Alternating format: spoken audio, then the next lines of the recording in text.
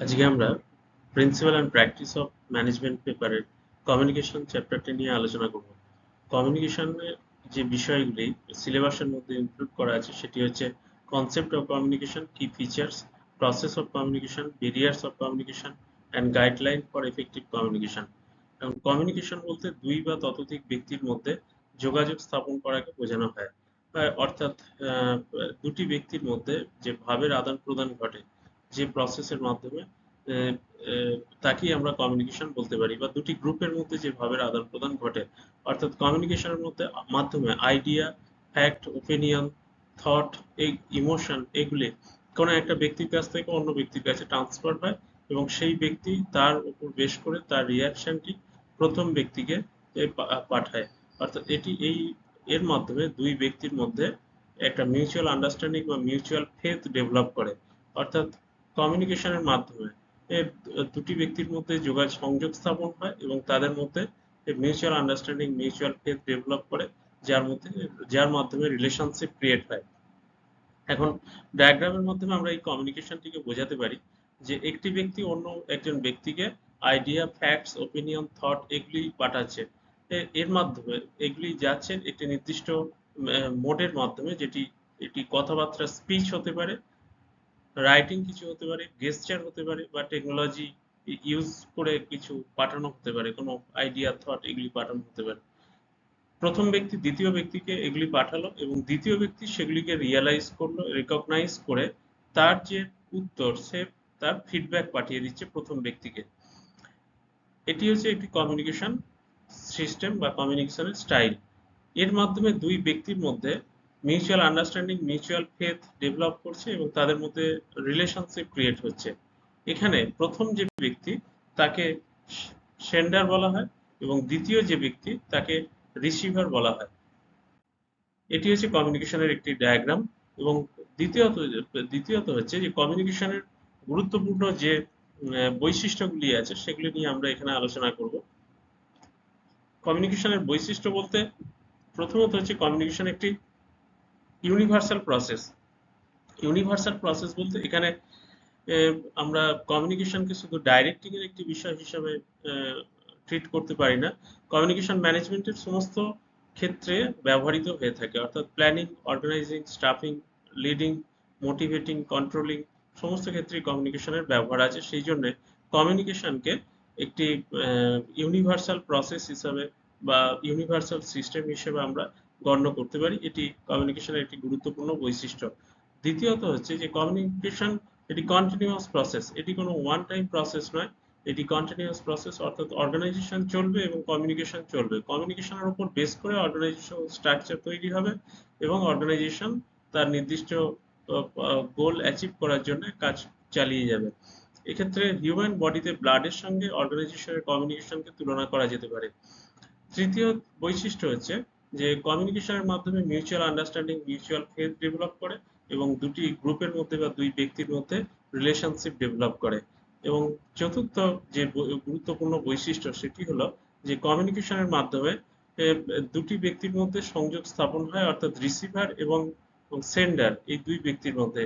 Receiver তার information sender তার information রিসিভারকে পাঠায় এবং রিসিভার তার উপর বেস করে ফিডব্যাক দেয়। অর্থাৎ কমিউনিকেশন হচ্ছে একটি টু ওয়ে প্রসেস। সুতরাং কমিউনিকেশন একটি universal process, communication continuous process, কমিউনিকেশনের মাধ্যমে mutual faith, mutual understanding develop করে এবং কমিউনিকেশন হচ্ছে একটি টু ওয়ে প্রসেস। এইগুলি হচ্ছে কমিউনিকেশনের গুরুত্বপূর্ণ বৈশিষ্ট্য। এরপরে যে টপিকটি সেটি হচ্ছে কমিউনিকেশনের প্রসেস বা স্টেপস অফ কমিউনিকেশন বা এলিমেন্টস অফ কমিউনিকেশন হিসেবে আমরা উল্লেখ করতে পারি। কমিউনিকেশনের প্রসেস বা স্টেপস অফ কমিউনিকেশনের ক্ষেত্রে যে বিষয়গুলি এখানে যুক্ত আছে সেটি হচ্ছে রিসিভার, সেন্ডার। প্রথমত সেন্ডার, যিনি মেসেজ বা ইনফরমেশন সেন্ড করবে, এনকোড করবে, তার নিজস্ব নলেজ এবং ইমোশনের উপর বেস করে এনকোড করবে ইনফরমেশনকে, মেসেজ পাঠাবে নির্দিষ্ট চ্যানেলে এবং চ্যানেলের মাধ্যমে সেটি রিসিভারের কাছে পৌঁছাবে এবং রিসিভার সেই মেসেজটিকে ডিকোড করবে এবং অ্যাকসেপ্ট করবে। অ্যাকসেপ্ট করার পরে তার বেসিসে, তার নলেজ এবং তার ইমোশন এর বেসিসে সে ফিডব্যাক দেবে সেন্ডারের কাছে।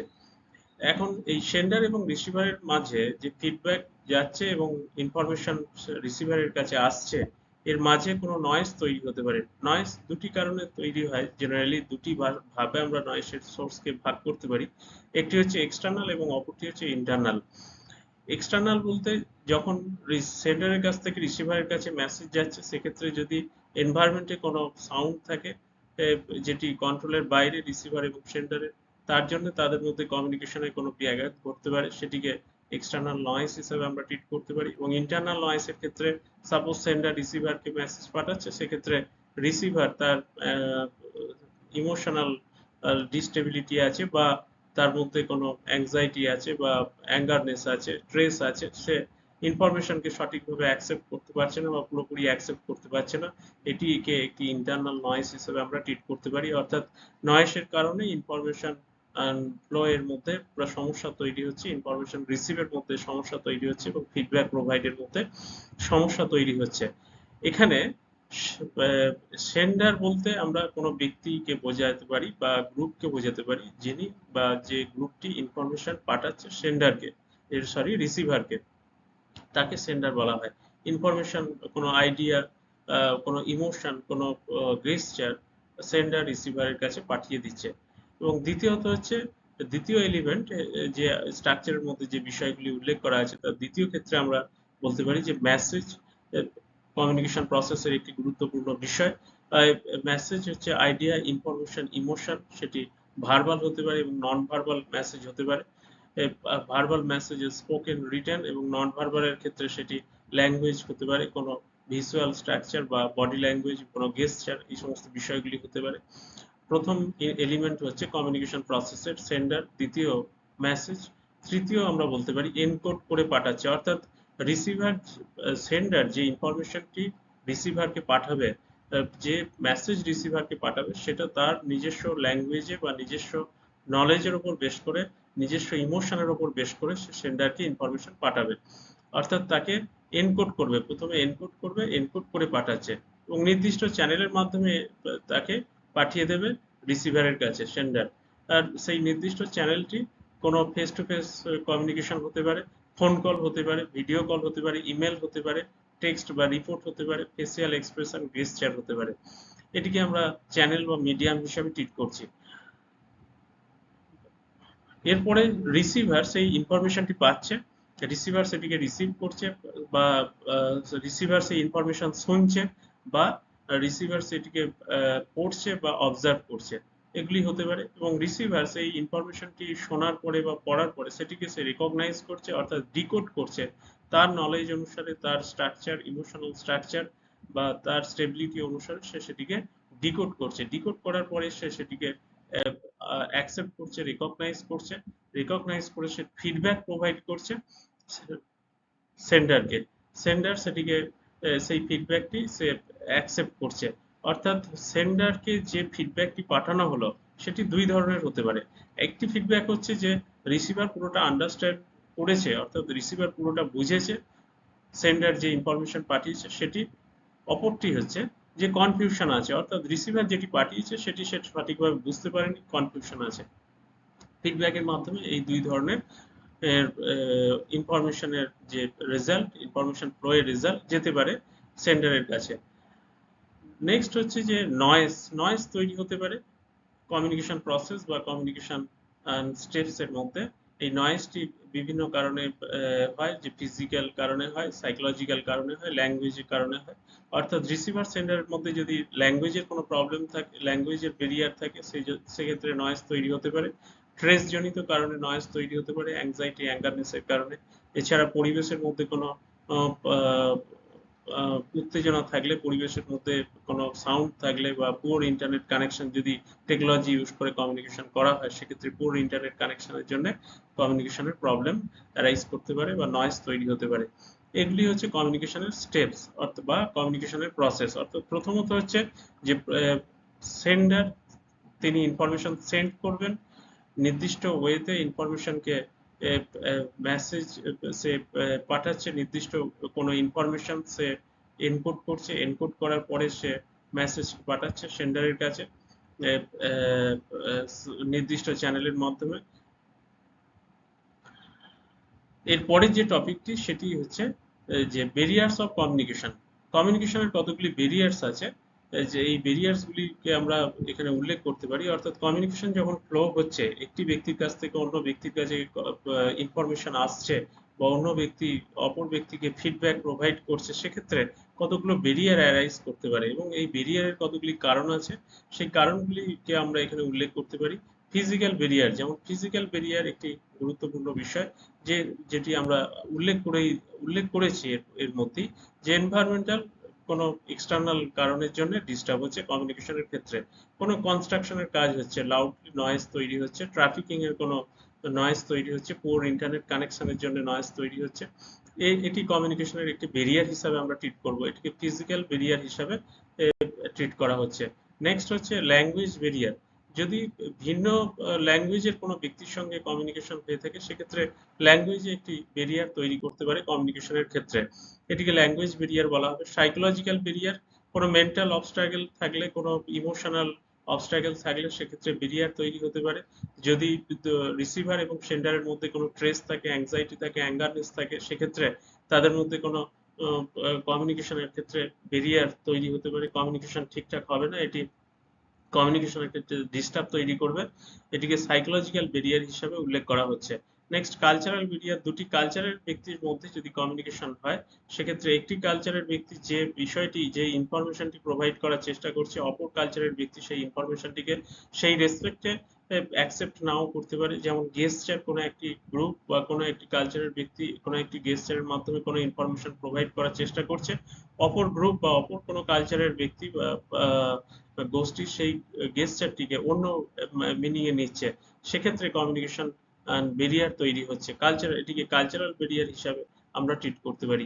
এছাড়া অর্গানাইজেশনাল ব্যারিয়ার তৈরি হতে পারে। অর্গানাইজেশনাল ব্যারিয়ার জেনারেলি তৈরি হয় অর্গানাইজেশন স্ট্রাকচারের মধ্যে যদি কোনো প্রবলেম থাকে, অর্থাৎ কমপ্লেক্স অর্গানাইজেশন স্ট্রাকচার তৈরি হয়েছে, কোনো একটা সিম্পল ইনফরমেশন কোনো এক ব্যক্তির কাছ থেকে অন্য ব্যক্তির কাছে যাবে, সেটি স্বাভাবিক ফ্লো না করে অনেকগুলি লেয়ারকে ক্রস করে সে ইনফরমেশনটি যাচ্ছে, সেক্ষেত্রে একটি অর্গানাইজেশনাল ব্যারিয়ার তৈরি হচ্ছে। এটিকে আমরা কমিউনিকেশনের ক্ষেত্রে একটি ব্যারিয়ার হিসাবে গণ্য করতে, গুরুত্বপূর্ণ ব্যারিয়ার হিসাবে গণ্য করতে পারি। এছাড়া টেকনোলজিক্যাল কোনো প্রবলেম যদি থাকে, টেকনোলজি ইউজ করে আমরা কমিউনিকেশন করার চেষ্টা করছি, কিন্তু টেকনোলজির জন্য যে প্ল্যাটফর্মগুলো ইউজ করছি, সেই প্ল্যাটফর্মের কোনো সেটিং এ প্রবলেম হচ্ছে, যার জন্য কমিউনিকেশনের ফ্লো এর সমস্যা তৈরি হচ্ছে। এক্ষেত্রে এটিকে টেকনোলজিক্যাল ব্যারিয়ার হিসাবে ট্রিট করতে পারি। এর পরবর্তী ক্ষেত্রে আমরা পারসেপচুয়াল যে ব্যারিয়ার আছে সেটির কথা উল্লেখ করতে পারি, যে পারসেপশনের ক্ষেত্রে সমস্যা। কোনো একজন ব্যক্তিকে যে ইনফরমেশনটি পাঠানো হচ্ছে, রিসিভার রিসিভ করছে, পুরোটা রিসিভ না করে কিছুটা পোর্শন রিসিভ করছে, অর্থাৎ তার যে পোর্শনটি ভালো লাগছে সিলেক্টিভ কিছু পোর্শন সে রিসিভ করছে এবং তার রেসপেক্টে সে ফিডব্যাক দিচ্ছে, এটিকে আমরা পারসেপচুয়াল ব্যারিয়ার হিসেবে উল্লেখ করতে পারি। পরবর্তীকালে আমরা এফেক্টিভ কমিউনিকেশনের জন্য যে সমস্ত বিষয়গুলি আছে বা যে সমস্ত গাইডলাইন গুলি আছে সেগুলি নিয়ে আলোচনা করতে চলেছে। এখন এফেক্টিভ কমিউনিকেশনের প্রথমত হচ্ছে যে ক্লিয়ারিটি থাকবে। কোনো ইনফরমেশনের ক্ষেত্রে যখন একজন সেন্ডার তার ইনফরমেশনকে কোনো রিসিভারের কাছে পাঠাবে, সেক্ষেত্রে তার ইনফরমেশন পাঠানোর ক্ষেত্রে ক্ল্যারিটি থাকবে, অর্থাৎ টু দ্য পয়েন্ট হবে এবং ডাইরেক্ট ল্যাঙ্গুয়েজ ইউজ করবে এবং কোনো লজিক্যাল ওয়েতে সে কমিউনিকেশন করার চেষ্টা করবে, অর্থাৎ এফেক্টিভ কমিউনিকেশনের এটি একটি গুরুত্বপূর্ণ বিষয়। দ্বিতীয়ত হচ্ছে যে অডিয়েন্সকে জানতে হবে। কোনো একজন সেন্ডার সে রিসিভারের কাছে ইনফরমেশন পাঠাচ্ছে, যে ইনফরমেশনটি পাঠাচ্ছে সেটি ওই রিসিভারের লেভেলে না হলে বা রিসিভার কতটা জানে বা সে কতটা জানার চেষ্টা করছে, এই বিষয়টি সেন্ডারকে জানতে হবে। সেন্ডার সেই বিষয়ে জানলে বা অডিয়েন্সকে জানতে হবে সেন্ডারকে, তাহলে অডিয়েন্স সেই বিষয়টি অ্যাকসেপ্ট করবে এবং সে যথাযোগ্যভাবে ফিডব্যাক দেবে। কোনো এছাড়াও যখন যখন সেন্ডার কোনো ইনফরমেশন রিসিভারের কাছে পাঠাবে, যদি ফর্মাল বিজনেস স্ট্রাকচার হয় সেক্ষেত্রে ফর্মাল ওয়েতে ইনফরমেশন পাঠাতে হবে। যদি ইনফর্মাল স্ট্রাকচার হয় সেক্ষেত্রে ইনফর্মাল ওয়েতে ফ্রেন্ডের সঙ্গে আলোচনা করছে, সেক্ষেত্রে ফর্মালিটি মেনটেন করার দরকার নেই, ইনফরমেশন ইনফর্মাল ওয়েতে পাঠালে সেটি অ্যাকসেপ্টেড হবে। এই সমস্ত বিষয়গুলি সেন্ডারকে ইনফরমেশন যে যিনি সেন্ড করছেন সেই সেন্ডারকে গুরুত্ব দিতে হবে। এছাড়াও কালচারাল যে ডিফারেন্স যদি থাকে সেই বিষয়টি, কালচারের যে নর্ম আছে, কালচারের যে ট্র্যাডিশন আছে, সেই বিষয়গুলি তাকে লক্ষ্য রাখতে হবে। এবং কমিউনিকেশন যখন আমি করছি কোনো একজন ব্যক্তির সঙ্গে, কমিউনিকেশনের যে চ্যানেলটি, সেই চ্যানেলটি আমাদের এর প্রপার ওয়েতে সেটিকে সিলেক্ট করতে হবে। প্রপার কমিউনিকেশন চ্যানেল না হলে কমিউনিকেশনের ক্ষেত্রে ব্যারিয়ার তৈরি হতে পারে, বা কমিউনিকেশনের যে ফ্লো, সেই ফ্লো এর ক্ষেত্রে সমস্যা তৈরি হবে এবং স্মুথ কমিউনিকেশনের করা সম্ভব হবে না। এর পরবর্তী যে পয়েন্টটি, সেটি হচ্ছে অ্যাক্টিভ লিসনিং স্কিল, অর্থাৎ যিনি কমিউনিকেশনের যে বিষয়টি, যিনি শুনছে বা রিসিভ করছে, তাদের অ্যাক্টিভ থাকার প্রয়োজনীয়তা আছে। এবং যখন কমিউনিকেশন হবে, কোনো ব্যক্তির সঙ্গে অন্য ব্যক্তির যখন কমিউনিকেশন হবে, সেক্ষেত্রে আই কন্ট্যাক্ট রেখে কমিউনিকেশন করলে এই কমিউনিকেশনের ক্ষেত্রে উভয় ব্যক্তি এই সঠিকভাবে ইনভলভ থাকে। এক্ষেত্রে আই কন্ট্যাক্টের প্রয়োজনীয়তা আছে। নন ভার্বাল কমিউনিকেশন ম্যাটারের ক্ষেত্রে নন ভার্বাল যে কমিউনিকেশন যেগুলি হয়ে থাকে, সেক্ষেত্রে গেস্টার বা অন্য যে সমস্ত ফেসিয়াল এক্সপ্রেশন থাকে, সেই এক্সপ্রেশনগুলি যেন ইনফরমেশনের মাধ্যমে আমরা যে বিষয়টি বোঝানোর চেষ্টা করছি, যে বিষয় ইনফরমেশন দিতে চাইছি, সেই বিষয়ই যেন গেস্টারটা হয়ে থাকে, অর্থাৎ গেস্টার যেন অ্যাপ্রোপ্রিয়েট হয়ে থাকে, ম্যাচ করে, যেন মেসেজের সঙ্গে গেস্টারের ম্যাচিং এর যে বিষয়টি সেটি যেন থাকে। এছাড়া provide and seek feedback, information যখন ফ্লো হচ্ছে, কোনো একজন ব্যক্তির কাছ থেকে অন্য ব্যক্তির কাছে ইনফরমেশন যাচ্ছে, সেক্ষেত্রে যে ব্যক্তি ইনফরমেশন পাঠাচ্ছে, সে যেমন ইনফরমেশন যাকে পাঠাচ্ছে তার কাছ থেকে ফিডব্যাক নেবে, ফিডব্যাক নেওয়ার চেষ্টা করবে, এবং যে যে ব্যক্তি ইনফরমেশন রিসিভ করছে, সেই রিসিভারও ইনফরমেশনের যে ফিডব্যাক, সেই ফিডব্যাকটি সেন্ডারকে দেওয়ার চেষ্টা করবে। এটাই হচ্ছে two way communication, two way process. Communication two way process হলে তবেই কমিউনিকেশনটি এফেক্টিভ হবে এবং এই ব্যারিয়ারগুলিকে মিনিমাইজ করা সম্ভব হবে। যে পরবর্তী যে পয়েন্টটি, সেটি হচ্ছে ইমোশনাল ইন্টেলিজেন্ট, অর্থাৎ যখন কমিউনিকেশন করা হচ্ছে কোনো ব্যক্তির সঙ্গে, সেই ইমোশনাল স্ট্যাটাসকে বুঝতে হবে, অর্থাৎ যিনি সেন্ড করছে কোনো একটি ইনফরমেশন, কোন রেসপেক্টে সেন্ড করছে, সেই ইমোশনটিকে রিকগনাইজ করতে হবে। রিকগনাইজ যেমন রিসিভার করবেন, এবং রিসিভার যে ফিডব্যাক দিচ্ছে, রিসিভার যে কি অবস্থায় আছে, ইমোশনাল স্ট্যাটাস কি আছে, সেটিকেও সেন্ডারকে জানতে হবে। অর্থাৎ ইমোশনাল ফিডব্যাক যে বিষয়টি, ইমোশনাল যদি স্ট্যাটাস যদি না জানা থাকে, সেক্ষেত্রে মিসকমিউনিকেশন হতে পারে। অর্থাৎ কোনো একটি ইনফরমেশন সেন্ডারের কাছ থেকে রিসিভারের কাছে গেল, রিসিভারের কাছ থেকে অন্য একটা রেসপন্স এলো, সেক্ষেত্রে অন্য রেসপন্স আসার কারণটা যদি ইমোশনাল স্ট্যাটাস হয়, কমিউনিকেশন গ্যাপ তৈরি হতে পারে। অর্থাৎ ইমোশনাল স্ট্যাটাসটি জেনে রিসিভার তার এক্সপেক্ট করবে যে তার কাছ থেকে, অর্থাৎ রিসিভারের কাছ থেকে সেন্ডার এক্সপেক্ট করবে রিসিভারের কাছ থেকে কি ধরনের ইনফরমেশন বা ফিডব্যাক আসতে পারে। এবং কমন কিছু চ্যালেঞ্জেস আছে, যে চ্যালেঞ্জগুলিকে ওভারকাম করতে হবে। অর্থাৎ যখন রিটেন কমিউনিকেশন হবে, এক্সাম্পল হিসাবে রিটেন কমিউনিকেশনের যে টু দ্য পয়েন্ট করতে হবে, বুলেটিং করতে হবে, ল্যাঙ্গুয়েজ সিম্পল করতে হবে, এক্সপ্রেশন যেন ঠিকঠাক থাকে, গেস্টারিয়াল কোনো প্রেজেন্টেশন হলে।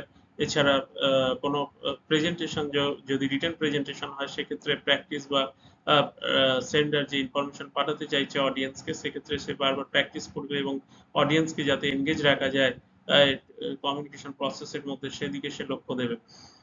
এবং এটি কন্টিনিউয়াস ইমপ্রুভমেন্ট প্রসিডিওর, যে কমিউনিকেশন যে প্রসেস, এই ব্যারিয়ারগুলিকে ইরাডিকেট করতে গেলে, ব্যারিয়ারগুলিকে মিনিমাইজ করতে গেলে আমাদের কন্টিনিউয়াস ইমপ্রুভমেন্টের দিকে লক্ষ্য রাখতে হবে। অর্থাৎ বেস্ট যিনি কমিউনিকেটর আছেন, স্কিল্ড কমিউনিকেটর, তার যে কোয়ালিটি, সেই কোয়ালিটির দিকে লক্ষ্য রাখতে হবে, এবং ফিডব্যাক সেন্ড করতে হবে, এবং ফিডব্যাক যদি সেন্ড যিনি করছেন তাকেও ফিডব্যাক পাঠানোর জন্য তাকে দায়িত্বশীল হতে হবে, এবং ফিডব্যাক যিনি রিসিভ করছেন তাকেও ফিডব্যাক পাওয়ার জন্য তাকে অনুসন্ধান করতে হবে। এই সমস্ত বিষয়ের দিকে লক্ষ্য রাখতে হবে। অর্থাৎ এইগুলি হচ্ছে কমিউনিকেশনের যে সমস্ত ব্যারিয়ার, সেই ব্যারিয়ারগুলিকে আমরা এইভাবে ওভারকাম করতে পারি। থ্যাংক ইউ ভিডিওটি দেখার জন্য।